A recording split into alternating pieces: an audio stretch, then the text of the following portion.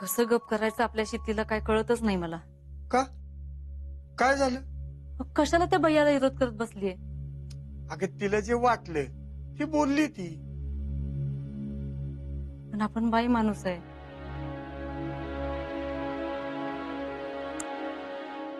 त्यात आता अजिंक्य पण इथं नसतात. मग त्यात काय एवढं? एवढं काय म्हणजे? मला तर बैलाही काळजी वाटते. आधीच भैया, अहो आधीच काय काय झालंय तुम्हाला माहित आहे की. हे बघ, ती काय चुकीचं बोलली का? हा? असं सक्तीनं वर्गणी गोळा करायचं हे चुकीचंच आहे का नाही? पण ती कुठल्या काय कारणासाठी असाल? तुमचं पण की नाही. अहो तुम्हाला कळत कसं नाही?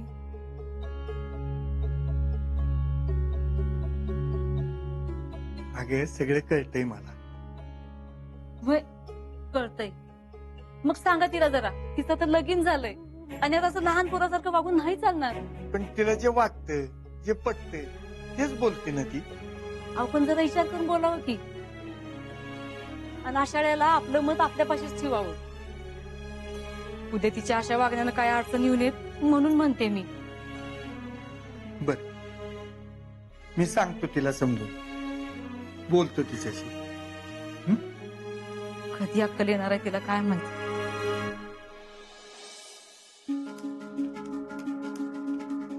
आईला VIP आज पण आम्ही यायच्या आधी ऑफिसला टच.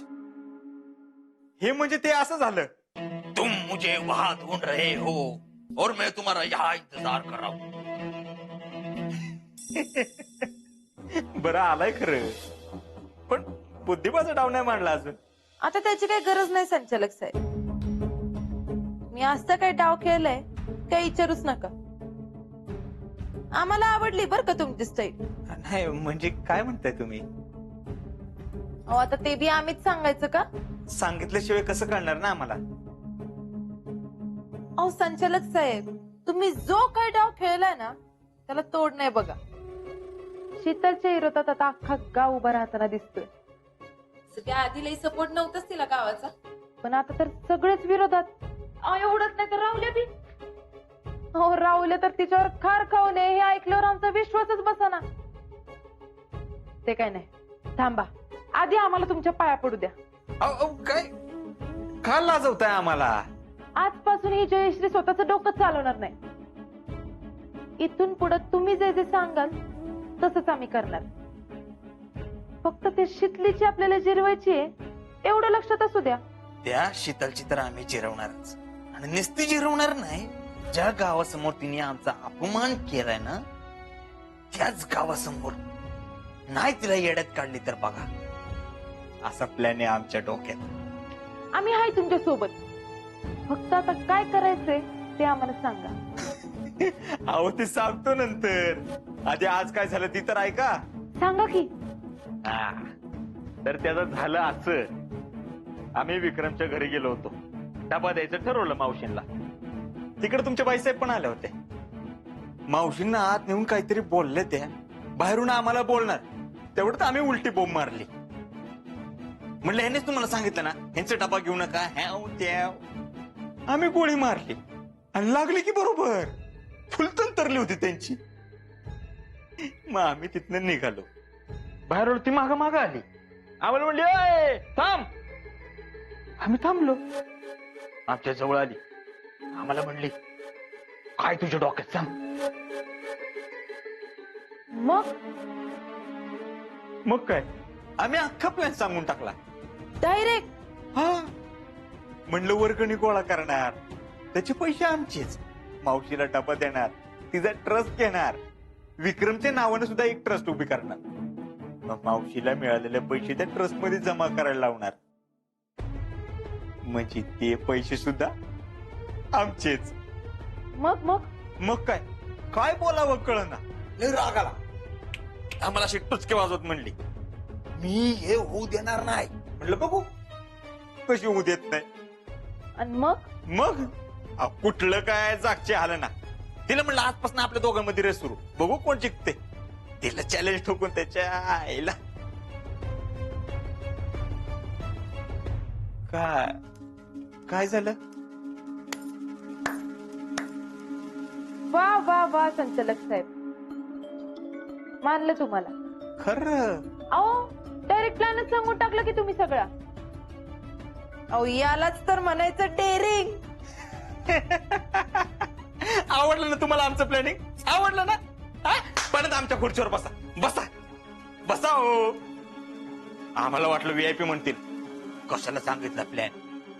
नाही नाही, कधी काय सांगायचं हे बी कळायला पाहिजे. त्यालाच तर म्हणतात राजकारणी. आहे का नाही आम्ही राजकारणी? तुम्ही तर रेस खेळायच्या आधीच जिंकलात की. डेअरी वा. खरंच प्लॅन लईच आवडलाय मला. तुमच्याकडनं टिप्स घ्यायला पाहिजे ना आता. देणार, टिप्स देणार. ते कुणीतरी म्हणून ठेवलं नाही का ते? च्या आईला काय म्हणले बरं? काय?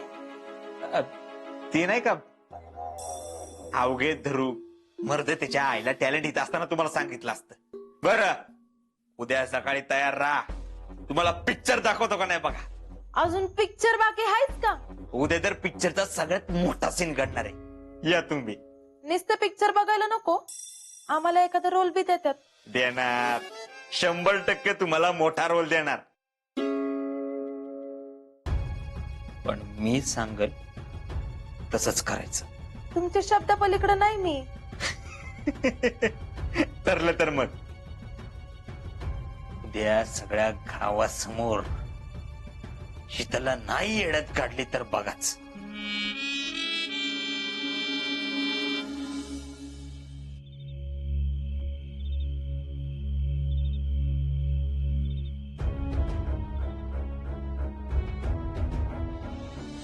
आम्ही असा डाव खेळलाय, एक घर जरी हल्लं ना तुम्ही डायरेक्ट चेकमेट. मला पहिल्यानं जबाबदारी दिली.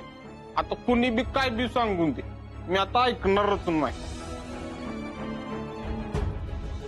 आणि तुला कशाला पडायचं असतंय का गावाच्या भानगडीत?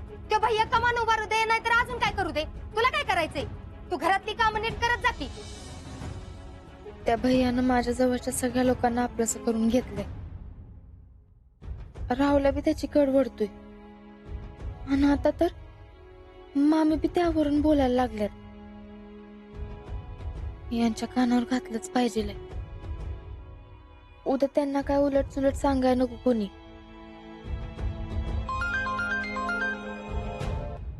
हॅलो, सौ शीतल अजिंक्य शिंदे बोलताय का? मीच बोलते. आपण कोण बोलताय? मी तुमचा हितचिंतक बोलतोय. तुम्हाला एक खूप महत्वाची गोष्ट सांगायची होती. काय? सावध राहा, रात्र वैऱ्याची आहे. कोण बोलताय आपण? सांगितलं ना, हितचिंतक बोलतोय. हे बघा, तुमचं काय तर नाव असेलच की. अहो, नावात काय ठेवलंय? तुम्हाला नाव सांगायचं असेल तर सांगा, नाहीतर मी फोन ठेवते.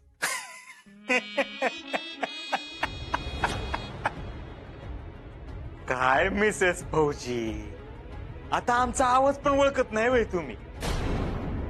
एक मिनिट ठेवू नका.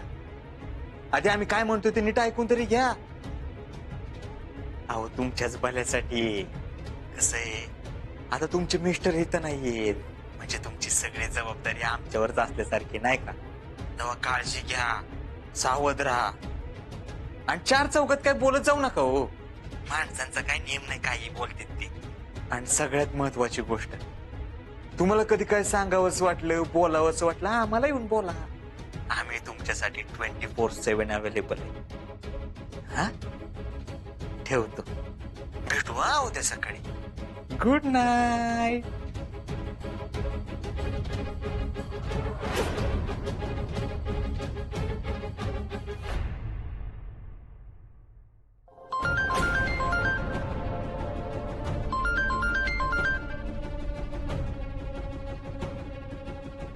हा, सॉरी हा शीतल, ते स्वीट ड्रीम्स म्हणायचं राहून गेलं. Good night, sweet dreams, bye.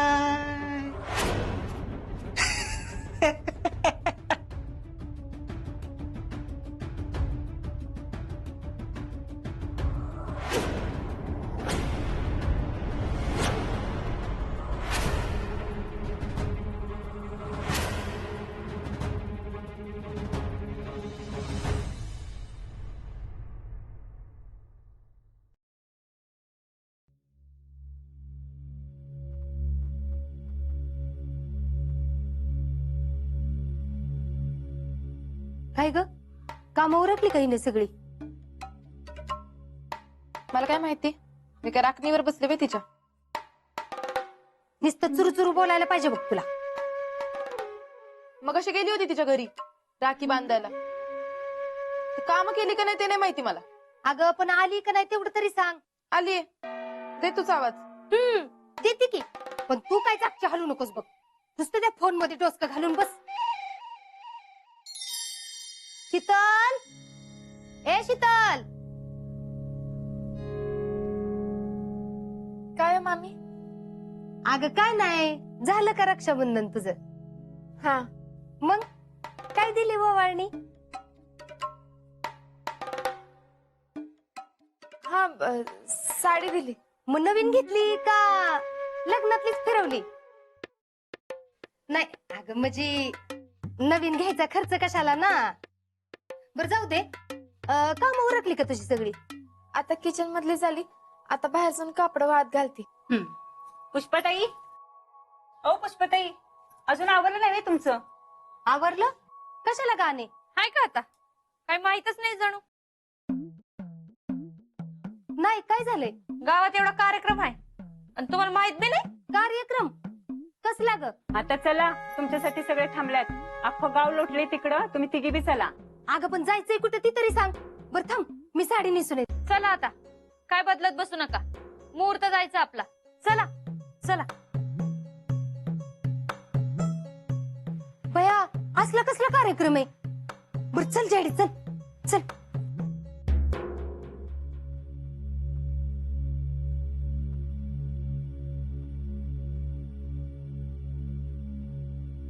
मंडळी, सगळ्यात आधी मी सर्व चांदवडीकर ग्रामस्थांचं हार्दिक स्वागत करतो. आज आपल्या सगळ्यांसाठी खूप महत्वाचा दिवस आहे. आपल्या गावचा सुपुत्र, आपल्या सगळ्यांचा लाडका शहीद जवान विक्रम राऊत यांच्या नावानं कमान उभी करायचं आपण सर्वांनी ठरवलं होतं.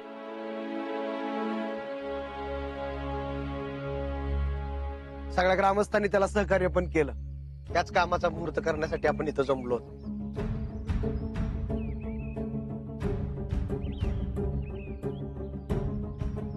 खर तर ही आयडिया ज्यांच्या डोक्यात नाही आली ते आपल्या गावचे उगवते नेतृत्व भैयासाहेब देशमुख यांना मी विनंती करतो या प्रसंगी 4 शब्द बोलावेत.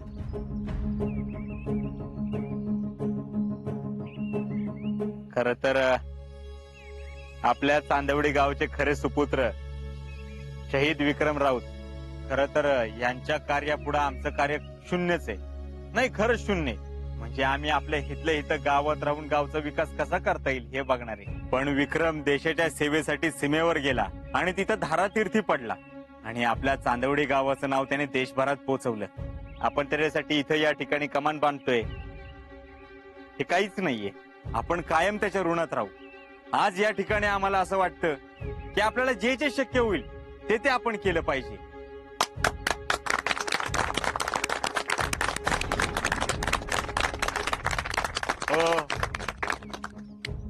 फार वेळ न घालवता आपण या कार्यक्रमाला सुरुवात करूयात. म्हणजे इथे लवकरच कमांड पण उभी करण्यात येईल. तर मला असं वाटतं की आपल्या गावातले जे ज्येष्ठ नागरिक आहेत त्यांनी पुढे येऊन हे काम हातात घ्यावं. म्हणजे आकाराम तात्या असतील, बापू असतील किंवा गुरुजी असतील, यांनी पुढील कार्यक्रमाची सूत्र हातात घ्यावीत असं आम्हाला वाटतं. भैया मी काय म्हणतो, आता एवढं सगळं नियोजन तुम्ही केलं, एवढी मेहनत तुम्ही घेताय, भूमिपूजन पण तुम्हीच करेल आहे का नाही? गोट्या, अरे तो आमचा मान नाहीये रे. होय भैया, बरोबर आहे त्याचं. तुम्हीच करा की, तसा बी आज गाव तुमच्यामुळे जमलाय आहे का नाही गुरुजी? हा भैया, तुमच्या हस्तेच होऊ द्या. ठीक आहे भैया, तुम्हीच करा. हो, मी कसं भैया साहेब म्हणतात ना सगळी तर मारा कुदत. आता तुम्ही म्हणताय सगळी तर ठीक आहे. हा? चला गुरुजी.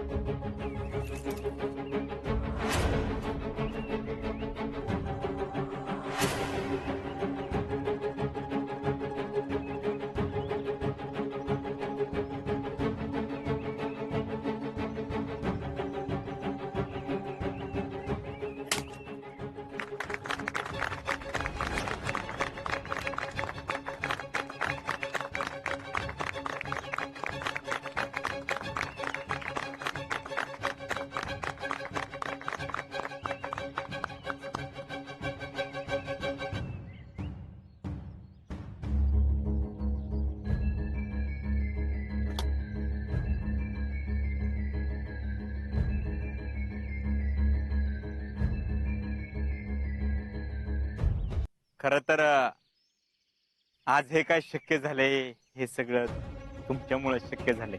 म्हणजे पावर आहे आपल्या सगळ्यांमध्ये. म्हणजे बघा ना, आमच्या डोक्यात कल्पना येते काय, त्यात तुम्ही सपोर्ट करता काय, आणि आज भूमिपूजन पण होतं काय. हे सगळं शक्य झालं तुमच्यामुळं, तुम्ही दिलेल्या वर्गणीमुळं. हा, पण काही जणांनी वर्गणी दिली नाही, त्यांना शंका होती ना. तर आता हे सगळं तुमच्याच डोळ्यासमोर चाललंय, त्यांनी आता तरी वर्गणी द्यायला पाहिजे का नाही? हे गोटे काही काय बोलतो रे. आता ज्यांना वर्गणी द्यायची होती त्यांनी दिली, झालं तर मग. हा, असं सक्तीनं वर्गणी नाही मागायची कुणाला.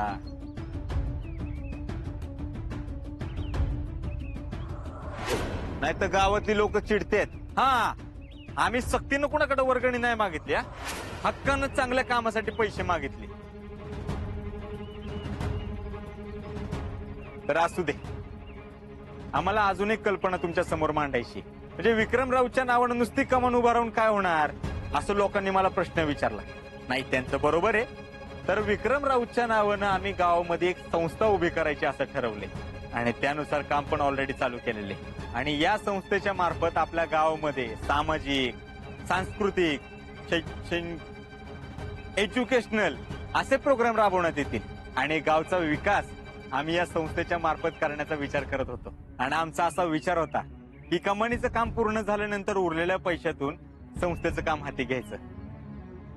पण आता कमानीलाच पैसे कमी पडतात, तर कुणाला असं वाटलं की आपण मदत करावी तर बिंदास करू शकता. कारण जे चाललंय ते शेवटी आपल्या गावासाठीच चालले.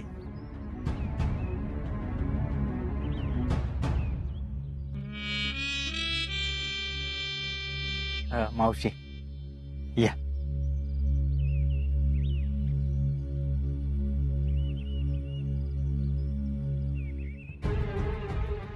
या सगळ्या कामामध्ये आपल्याला मावशींनी कायमच सपोर्ट केलाय. म्हणजे सदैव त्या आपल्या पाठीशी आहेत. तर आई, आम्हाला तुम्हाला असं म्हणायचंय, म्हणजे तुम्हाला जरी वाटलं ना मदत करावी तर बिनधास्त करा. अरे लेकरा, माझ्या पोराच्या नावानं कमान उभी करतोय, त्याच्या नावानं संस्था स्थापन करायची म्हणतोय.